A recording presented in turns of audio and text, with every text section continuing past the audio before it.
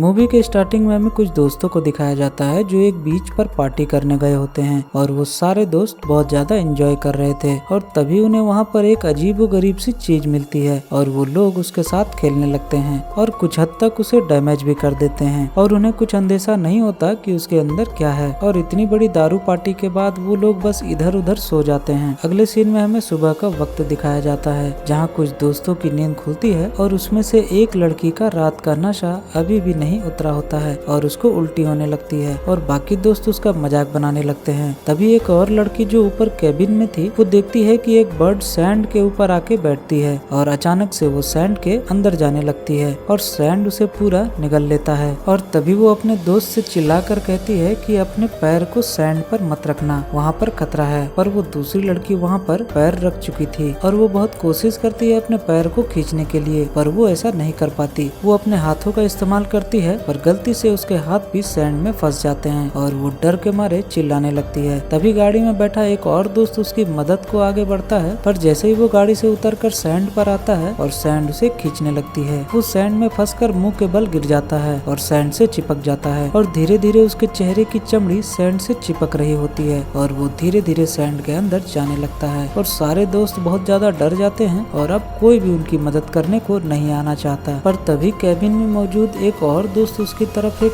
Board को फेंकता है पर सैंड में फंसे होने के कारण वो उसे पकड़ नहीं पाता और अंत में उसकी पूरी बॉडी सैंड के अंदर चली जाती है। वो सारे दोस्त घबरा जाते हैं और जोर जोर से रोने लगते हैं। वो लोग यहाँ से भागने का प्लान बनाते हैं और गाड़ी को स्टार्ट करते हैं पर वो गाड़ी स्टार्ट नहीं होती। तभी वहाँ एक और मोटे आदमी को दिखाया जाता है जो एक ड्रम में फंसा होता है और वहाँ से निकलने के लिए कोशिश करने लगता है। तभी उसके सारे दोस्त उसे चिल्लाकर हिलने से मना करते हैं और कहते हैं कि अगर तुम हिलोगे तो वो सैंड तुम्हें अपने अंदर खींच लेगी और तुम मारे जाओगे। उधर वो मोटा आदमी कहता है कि तुम लोग मेरे साथ मजाक कर रहे हो पर फिर वो मान जाता है और अब सब लोग आपस में बातें करने लगते हैं और गेस करते हैं कि वो बचे हुए लोग किसी न किसी चीज के ऊपर थे इसलिए वो बच गए थे और बाकी लोग जो सैंड में सो गए थे वो लोग जरूर सैंड के अंदर जाकर मर गए होंगे। तभी उनकी नजर उसी चीज पर पड़ती है जिसे वो रात में दारू के नशे में मजाक बनाकर डैमेज कर रहे थे और अब उन्हें पता चलता है कि वो एक एग है और अब उन्होंने उस एग को तोड़कर बहुत बड़ी गलती कर दी थी क्योंकि एग में जो भी चीज थी वो इस सैंड में गई है और बाकी सारे लोग को सैंड के अंदर वो चीज ही खींचकर मार रही है। फिर एक लड़की वहाँ कुछ खाने की चीज फेंकती है और वो सैंड के अंदर चली जाती है। इसका मतलब वो क्रिएचर इस सैंड के अंदर ही है। फिर उनमें से एक लड़का वहाँ बोर्ड को लेकर जमीन पर रखकर उस पर चलने लगता है और टेबल तक पहुँचने की कोशिश करता है। तभी आखिर में टेबल पर पैर रखते ही वो बोर्ड सैंड में स्लिप करने लगती है और वो धीरे धीरे अपने बैलेंस को खोने लगता है। सैंड के करीब जाते ही वो क्रिएचर सैंड से बाहर आकर उसके पेट में टच करता है और अपनी मौत को सामने देख वो जोर लगाता है और टेबल तक पहुंच जाता है। टेबल पर उसे एक बैग मिलता है और वो उस बैग में चेक करने लगता है। तभी वो अपने पेट की तरफ देखता है